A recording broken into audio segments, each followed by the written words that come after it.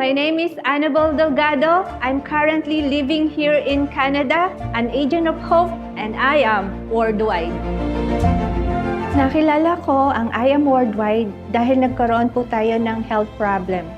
Darating talaga sa buhay natin ang mga pagsubok at susubukin tayo ni Lord kung gaano kalaki ang faith natin sa Kanya.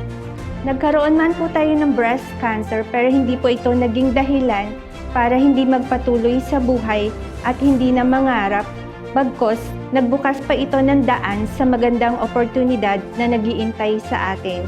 Kung nagawa ng isang part-time na katulad ko, naniniwala din ako sa'yo na kaya mo din itong gawin.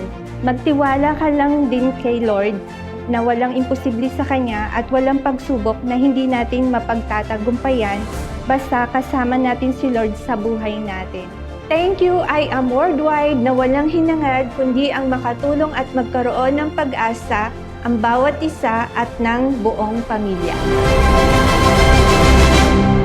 My name is Annabelle Delgado, currently living here in Canada, an agent of hope, and I am worldwide.